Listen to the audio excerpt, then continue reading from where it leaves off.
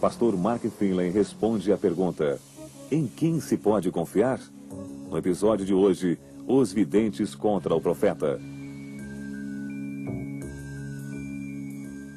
Não faz muitos anos eu estava em frente ao caixa de um mercadinho próximo à minha casa. Enquanto eu aguardava, eu olhei as manchetes de alguns jornais sensacionalistas. Quero assegurar a vocês de que eu não leio este tipo de literatura. E do meu ponto de vista, este tipo de literatura é para pessoas de mente muito estreita. Para se acreditar neste tipo de sensacionalismo, tem que se ter uma mente muito estreita. Então, quando eu estava parado em frente ao caixa, eu olhei para este jornal sensacionalista, e eu olhei muitas vezes, eu olhei 2 vezes, depois eu olhei 3 vezes. Então eu parei, olhei de novo e eu o comprei. Porém, eu quero assegurar a vocês de que o motivo que me fez comprar o jornal foi por causa da manchete que dizia assim: predições bíblicas para 1996. E eu queria descobrir o que estes jornais falavam sobre as predições bíblicas para 96. Portanto, se você está interessado nas predições bíblicas para 96, aqui estão elas. Número 1. Fevereiro de 1996. Me desculpem, já passamos desta data, mas de qualquer forma, milhares e milhares de pessoas seriam convertidas ao cristianismo. Eles perderam esta e não foi a única. Em julho, uma imagem de Jesus mais alta do que o Corcovado apareceria sobre a capital dos Estados Unidos e milhões se converteriam. Na primavera de 1996 estaria prevista uma grande seca e milhões de pessoas morreriam de fome por todo o país. Em julho e agosto, os 4 cavaleiros seriam vistos nos céus de Montreal, isso em 96, e depois sobre Copenhague. Então, em setembro, um dos maiores eventos de todos, um evangelista estaria pregando. As câmeras estariam gravando em vídeo, e isto é verdade, isto era o que aquele jornal estava dizendo, esse pregador seria levado para o céu. E eu estava louvando ao Senhor, pois talvez fosse eu, talvez numa de nossas conferências, porém eles disseram que seria em setembro. Então eles perderam nossa gravação aqui e com certeza não seria eu. Quando eu li isto, eu pensei, estas são as supostas predições bíblicas para 1996, e fiquei procurando quantos textos bíblicos o artigo tinha, li todo ele. E não havia nenhum texto bíblico. Então eu disse para mim mesmo, por que os diretores destes jornais sensacionalistas, por que os editores destes jornais sensacionalistas publicariam um artigo e transformariam este artigo na principal manchete de seu jornal, Predições Bíblicas para 96? Por que fariam isto? Fariam isto por serem estudantes de profecias bíblicas? Seria esse o motivo? Ou fariam isto porque teriam o desejo sincero de ensinar as pessoas sobre a Bíblia? Você acha que é isto? Por que você acha que eles fariam isto? Eles são motivados por um profeta, Margem. E eles sabem que precisam vender jornais. Agora, isto me leva a pensar numa coisa. Se eles são motivados pelo profeta Margem, cujo lema é dinheiro, eles sabem que uma manchete com as profecias bíblicas para 96 vende. O que eles sabem? Eles sabem que ao redor do mundo, homens e mulheres estão com a febre do milênio. E estão olhando para o ano 2000. E se eles publicam que alguma coisa maravilhosa e decisiva está para acontecer, eles reconhecem que ganham vantagem com estas pessoas que olham o conflito em nosso mundo e a instabilidade do mundo e imaginam o que o futuro trará. Isto me leva a uma pergunta. Nisto tudo há a palavra do Senhor? Existe alguma coisa que Deus tenha a nos dizer ao nos aproximarmos do fim dos tempos? O futuro é obscuro, o futuro é nublado, o futuro é incerto, o futuro está nebuloso, o futuro está escuro, o futuro é uma incógnita. O que o futuro nos reserva? Pegue a sua Bíblia, por favor, e abra em Daniel, no 2º capítulo.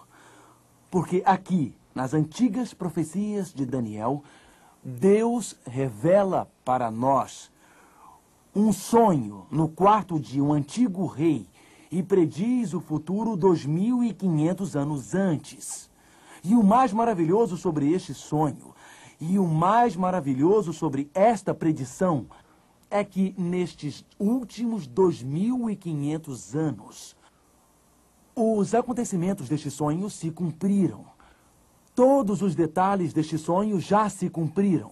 Portanto, estes detalhes que já se cumpriram nos dão confiança para acreditar no que Deus diz que irá acontecer. Venha comigo para uma viagem há 2.500 anos atrás na história. Deixe sua mente voar pelas décadas, pelos séculos e milênios, de volta aos desertos arenosos da Babilônia, de volta ao palácio do rei Nabucodonosor. Abra sua Bíblia em Daniel capítulo 2.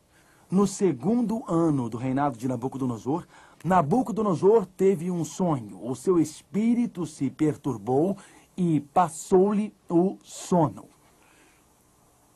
E então o rei mandou chamar os magos, os astrólogos, os encantadores e os caldeus para que declarassem ao rei qual tinha sido o seu sonho.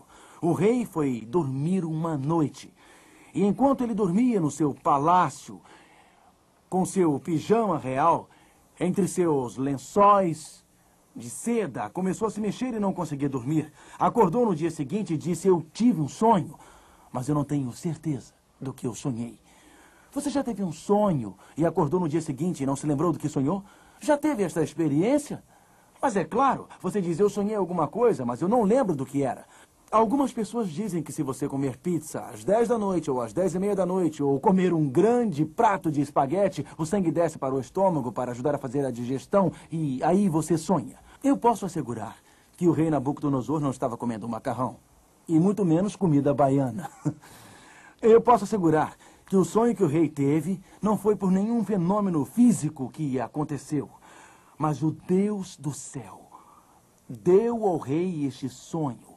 E as escrituras dizem que o rei chamou os mágicos, os astrólogos, os seus encantadores e os caldeus. Agora, quem eram estas pessoas que o rei chamou? Bem, eram os mágicos. Eram os homens de confiança do rei. Eles derramavam óleo na água. Viam as mudanças e tentavam prever o futuro. Alguns mágicos também eram leitores de mãos, olhando para as linhas das mãos. Os mágicos tinham muitas cartas que eles jogavam. Mas uma das principais coisas que eles faziam era pegar uma vaca, os mágicos babilônicos, e a cortavam ao meio. E olhando o fígado da vaca, tentavam prever o futuro. Os astrólogos olhavam para as estrelas do céu. Existe uma diferença entre astronomia e astrologia. A astronomia é uma ciência que estuda os movimentos dos sistemas planetários no céu, mas a astrologia é uma subciência que olha para as várias constelações. E talvez você saiba que 3.000 jornais nos Estados Unidos têm colunas sobre astrologia. E muitas pessoas orientam toda a sua vida, toda manhã ao acordar, pelo horóscopo. Há algum tempo eu recebi uma propaganda de um cartão de crédito. Você já recebeu algo assim, não é verdade? Eu ia dizer lixo postal, mas talvez o melhor seja correspondência não solicitada. Eu recebi esta correspondência com uma propaganda de um cartão de crédito que dizia que ao pedir este cartão você receberia uma assinatura grátis de um horóscopo. Eu joguei aquilo fora o mais rápido possível, não queria nem estar perto daquele cartão. Os astrólogos, tentando guiar a vida pelo movimento das estrelas nos céus. Os videntes usam os fenômenos psíquicos, as ondas cerebrais, a telepatia mental, com o intuito de predizer o futuro. Você deve estar se perguntando quem são estes caldeus do capítulo 2. Os caldeus eram a elite educada, os mestres. Então o rei Nabucodonosor entrou em contato com todos aqueles que pensavam que sabiam alguma coisa. Todos os maiores sábios do mundo. E disse: mágicos, joguem o óleo sobre a água para me dizerem o futuro. Astrólogos, olhem para o céu